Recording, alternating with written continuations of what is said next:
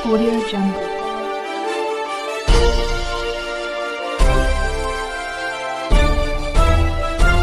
Audio Jungle. CRS news में आपका हार्दिक स्वागत व अभिनंदन है।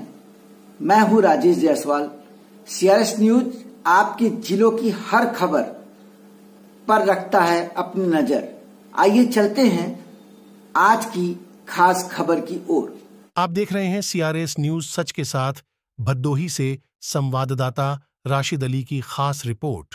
भदोही से जहां इंडिया गठबंधन के घटक दल के प्रत्याशी ललितेश पति त्रिपाठी ने रविवार को ज्ञानपुर नगर स्थित एक लान में प्रेस कॉन्फ्रेंस की। इस प्रेस कॉन्फ्रेंस में उन्होंने गठबंधन के विभिन्न घटकों के बीच के मुद्दों पर चर्चा की और विपक्षी दलों पर निशाना साधते हुए कहा कि गठबंधन के दावों और घोषणा पत्र से विपक्षी दलों में खलबली मची हुई है। उन्होंने आरोप लगाया कि भाजपा के विकास के झूठे दावों की पोल खुल गई है। त्रिपाठी ने समाजवादी पार्टी के मुखिया अखिलेश यादव के भदोही आगमन की घोषणा की। उन्होंने 21 मई को भारी संख्या में लोगों से अखिलेश यादव के विकास कार्यों को सुनने की अपील की। भदोही लोकसभा क्षेत्र के अंतर्गत हर एक जन के अंदर ये उनका एक मुद्दा है। तो ये देश के भी मुद्दे हैं, साथ ही साथ प्रदेश के भी मुद्दे हैं, साथ ही साथ माननीय राष्ट्रीय अध्यक्ष और उत्तर प्रदेश के पूर्व मुख्यमंत्री आदरणीय अखिलेश यादव जी 21 तारीख को भदोही के पवित्र धरती पे आ रहे हैं। सारे इंडिया गठबंधन के कार्यकर्ताओं को, नेताओं को संबोधित करने और भदोही जनपद को अपना संदेश देने के लिए 21 तारीख को राजपुरा चौराहे के बगल वाले मैदान पे दोपहर 1 बजे उनका कार्यक्रम आरंभ होगा। मेरा निवेदन है कि ज्यादा से ज्यादा संख्या में लोग आए, उनकी बात को सुनें।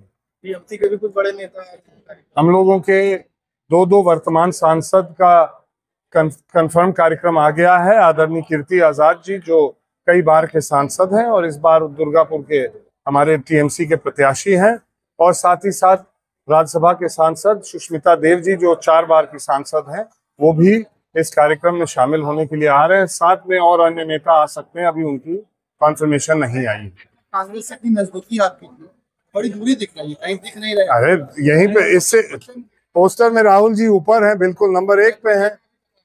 मैंने सारे नेताओं से, अविनाश पांडे जी जो उत्तर प्रदेश के प्रभारी हैं वो आए, उन्होंने यहाँ पे कार्यकर्ताओं को संबोधित किया। मैं शुरू से सारे राष्ट्रीय स्तर के नेताओं से निवेदन कर रहा हूँ कि यदि आपके पास वक्त हो तो आप आइए, आपका आशीर्वचन यहाँ जनता के बीच में हो। पर आप जानते हैं कि चुनावी खर्च की एक सीमा होती है, उस सीमा को मैं पार नहीं करना चाहता हूँ। एक ही सभा की अनुमति और एक ही सभा की इजाजत हमको चुनावी खर्च में मिलता है। वो एक सभा हम लोग को तारीख जो मिली है 21 तारीख की, उस दिन ना आदरणीय ममता बनर्जी, उनके 4 कार्यक्रम लगे हैं 21 तारीख को, माननीय राहुल गांधी जी के 4 अलग अलग प्रदेश में कार्यक्रम लगे हैं। तो इसलिए मैंने सोचा कि उन लोग को ना डिस्टर्ब करें। माननीय राष्ट्रीय अध्यक्ष जी हम लोग के लिए पर्याप्त हैं। उनको जनता सुनना चाहती है, देखना चाहती है और उनके साथ कंधे से कंधा मिला के चलना चाहती है उत्तर प्रदेश की जनता, इसलिए उनका आना हम लोग के लिए पर्याप्त है। चुनाव एकदम पीक पे आ चुका है, लगभग आप पूरा क्षेत्र टहल चुके हैं। अब किन मुद्दों पर और किससे लड़ाई आ रही है? हम लोग की लड़ाई अब समय से हो गई है। 4-5 दिन बचे हैं। कैसे हम हर व्यक्ति तक पहुंचे, ये मेरे अंदर एक लालसा है, एक मेरी प्यास है।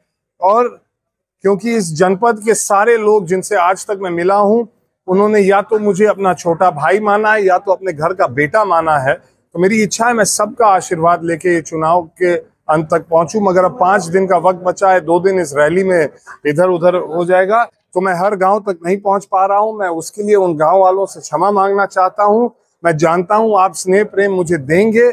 चुनाव के बाद मैं वचन देता हूं कि मैं आप सबके बीच में जिस तरह से आप चाहते हैं उस तरह से मैं रहूंगा। कौन से मुद्दे ज्यादा प्रभावित? मुद्दे इस चुनाव के कई हैं, हर एक क्षेत्र के अलग अलग मुद्दे हैं। गंगा के किनारे के क्षेत्र के मुद्दे कुछ और हैं, भदोही के मुद्दे कुछ और हैं। हम सारे मुद्दों को अपने घोषणा पत्र में डाले हैं। एक एक मुद्दे की लड़ाई हम लोग लड़ेंगे। राष्ट्रीय स्तर के भी मुद्दे प्रभावी हैं। महंगाई चरम सीमा पे है, उस पे सरकार मौन है। जनता को महंगाई से कुछ राहत मिले, बिल बिला रही है जनता उसके लिए, मगर सरकार ने पिछले 10 साल में महंगाई के रोकथाम के लिए कोई काम नहीं किया। नौजवानों में जो बेरोजगारी की स्थिति है, ऐसी भयावह स्थिति विश्व भर में कभी देखने को नहीं मिली। मुझे लग रहा है कि भारत के हजारों साल के इतिहास में इस तरह की बेरोजगारी नहीं रही है जिस तरह आज है। पूरी की पूरी एक पीढ़ी बिना रोजगार के खराब हो गई है, ओवरएज हो गई है, वो नौकरी के पात्र नहीं बची है और वो सरकार से जवाब पूछ रहे हैं। हम लोग की गठबंधन आएगी, उनको पूरा भरोसा हो गया है क्योंकि माननीय अखिलेश यादव जी जब मुख्यमंत्री थे तो वो नौजवानों को रोजगार देने का काम करते थे। कांग्रेस की जहां जहां सरकार है वो रोजगार देने का काम करती है। ममता बनर्जी रोजगार देने का काम करती है, तेजस्वी यादव रोजगार देने का काम करते हैं, अरविंद केजरीवाल रोजगार देने का काम करते हैं। सिर्फ और सिर्फ Bharatiya Janata party paper leak देने का काम करती है। चाहता हूँ 4-5 काम ऐसे बता दीजिए आप जीतने के बाद प्राथमिकता क्या है? हम लोग लड़ाई लड़ेंगे इस क्षेत्र में। कोनियावासी लगातार पुल की मांग कर रहे हैं, उस पुल की लड़ाई लड़ेंगे। इस जिले में रेलवे अंडरब्रिज ओवरब्रिज की जरूरत है, जहां जहां होगी वो लड़ाई लड़ने का काम करेंगे। यहाँ पे विश्वविद्यालय की आवश्यकता है, वो लड़ाई हम लोग लड़ेंगे। ये हम लोग का मेडिकल कॉलेज कहाँ बन रहा है, ये हम लोग खोज के उस लड़ाई को लड़ेंगे। औराई की चीनी मिल जैसी उद्योग इस जिले में होनी चाहिए।